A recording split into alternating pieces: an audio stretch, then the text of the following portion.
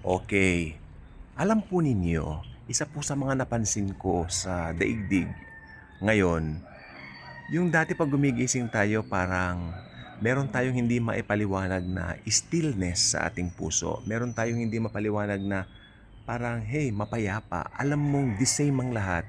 Pero dumating na po ngayon, napansin niyo po ba? Hindi na po katulad nung dati. Gigising ka, iba na yung pakiramdam mo. Gigising ka, iba yung weather. I mean, hindi mo alam kung uulan ba or magbibigay ng araw. I'm not saying this dahil tag-ulan ngayon. Nope. Even nung tag-araw, medyo iba ang pakiramdam na rin natin. Itong taon na ito, it escalated a lot. It escalated a lot. But let me remind you, of course, that wala pa po tayo sa tribulation. Dahil ang dami pong naniniwala, yung mga nakakausap ko, baka raw nag-start na yung tribulation. Sabi ko, wag naman pong ganyan. Sabi ko, hindi ko mo nararamdaman mo ngayon na parang seemingly may mga nagbago, which I believe ang dami pong nagbago. That's why I'm asking you, ano po yung mga tingin ninyo na nagbago? You can comment your answers down below. Tingnan nyo, ano po ba yung mga nagbago? At ako, sasabihin ko po, ang nagbago po, isang bagay na hindi ko mapaliwanag. It's not the same anymore. Alam nyo, dumaan kami doon sa dating pinagdadausan namin ng mga gatherings namin, mga parties namin, yung mga fellowship namin dati, gawain tungkol sa Panginoon. Isa po siyang resort, hindi ko na po babanggitin. Nakita ko po ngayon parang ruin na, parang wow. Parang kailan lang yun ha, mga kaibigan, mga siguro mga ilang years ago lang. Pero ngayon parang ruin, parang hindi ko mapaliwanag. May lungkot na nararamdaman ng puso ko whenever nakikita ko yung place na yon na ruin, hindi na inasikaso, wala na, wala na. Parang makikita mo yung mga bato nagbagsakan, wala na po. Isa po yan sa mga sinasabi ko, parang ganyan din po yung atmosphere ngayon na there is something na nagbago na hindi mapaliwanag. Pero wala pa po tayo sa tribulation dahil ang pagbabasihan po natin, wala pong iba kundi ang salita po ng Diyos, ang Bible. Do not go sa ibang mga sabi-sabi o haka-haka, okay? O sa pakiramdam man. Alam po ba ninyo, ayon sa mga experts, kung i-compare mo ang 2019, bakit 2019? Bakit they love to use 2019 as a great example of the change na meron tayo? Well, because 2019 according to them was the very last year na normal ang mundo. Then after that, nag-strike na ang COVID. Then after COVID, tuloy-tuloy na po nag-escalate na. Kaya from year 2020 up to now, escalated na po, pataas na po ang pagbabago. Okay? So tignan po natin, nasa tribulation na po ba tayo? Well, the answer is a big no. Wala pa po tayo. Ay, sandali lang po, no? Iko-correct ko lang po yung kahapon na nasabi ko yata nasa offensive tayo. No, tayo pala ay nasa defensive. Nalito po ako doon. Sabi kasi nung isang nangaral, offensive daw, pinaninindigan niya kasi ino-offend daw natin yung mga kaaway. Okay, pero ang problema po dito is sinasabi ng iba defensive. Well, ibahin na lang po natin yung terminology. Dahil kay Kristo mananagumpay tayo. Yun na lang po. We are victorious because of Christ. So, patalastas lang po yun. Okay, basahin niyo po ang mga Bibles po natin. Basahin po natin ang mga Bibles natin. I would like you to get your Bibles, mga Bible apps ninyo kung nandiyan sa cellphone nyo o libro, bahala kayo. Nasa inyo na po yan.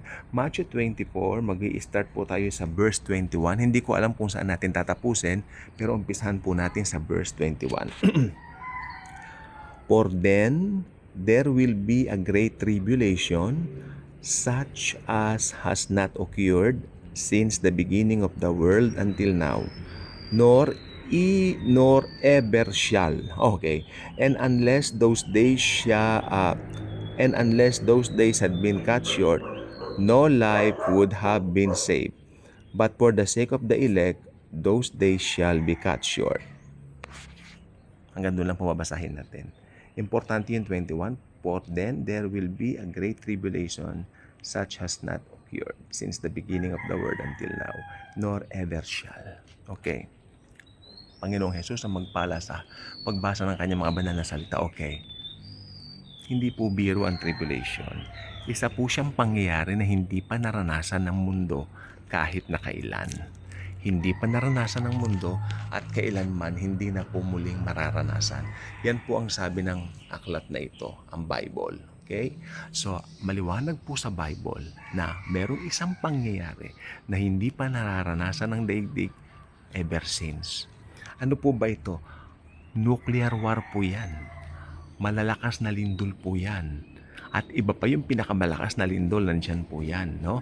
Famine, taggutom, taghirap. Darating po sa punto, hindi po ba, na talagang iko-control. Sasamantalahin po ng Antikristo yung taggutom na yan para kontrolin ang mundo. Magbibigay siya ng patakaran, o should I say, magbibigay siya ng kumbaga, okay, ito ang gagawin. Okay, magbibigay siya ng rule na ang walang tatak ng kanyang marka o mark ay hindi makakabili. Okay? At hindi rin makakapagpabili. At isa pa rito, naniniwala rin po ako, during that time, hindi lang po binanggit sa Bible, kasama po dyan, I believe, yung shortage ng tubig, no? Yung shortage ng kuryente. So, nandyan na po yan. Magkakaroon po ng mga shortage. Lagi pong shortage ang dala ng tribulation.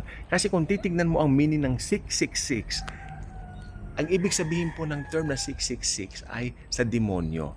Ang number 6 po sa Bible ay ang significance po niyan, it signifies lack. L-A-C-K, lack. Okay, kakulangan sa lahat ng bagay, kakulangan sa lahat ng supply.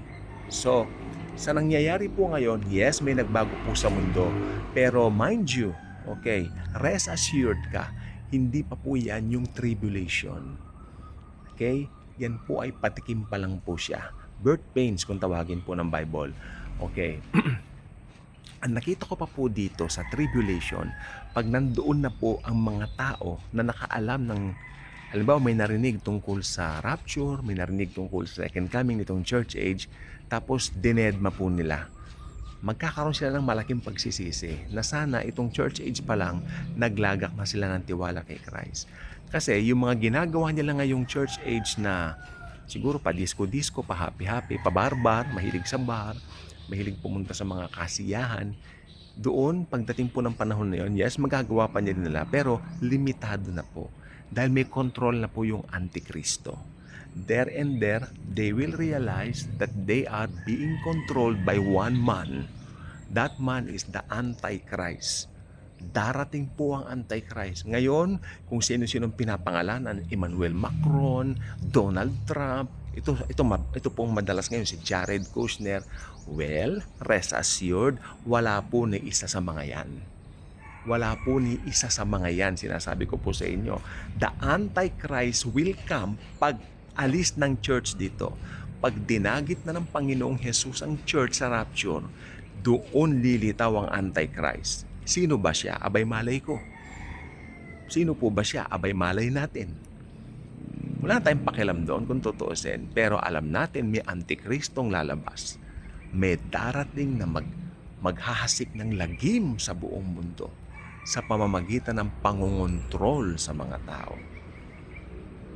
Pag nakasulat po sa aklat na ito, rest assured, it will all happen. Parang nagluluwat, nagtatagal, yes, pagpalagay na natin.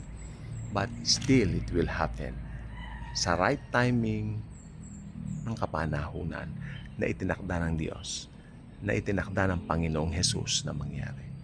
For the meantime, kung hindi ka pa ka-good vibes, inaanyayahan kita na maging ka-good vibes na by clicking that subscribe button sa baba. I-share mo ang video ito dahil ang laman ng video ito ay hindi basta-basta. The content in this video is very important, my friends. This is not just a content na para, I don't know, ang worldly content, alam naman natin, natataas doon mga sarili-sarili po nila. But here, meron lang isang person na itinataas at dapat mataas. Yan ay si Jesus at wala na pong iba. Yung ginawa niya sa krus at wala na pong iba. Siya lang noon, ngayon at magpakailanman. Okay? So marami pong salamat. Again, wala pa tayo sa tribulation. Share the good news. Share Jesus. God bless.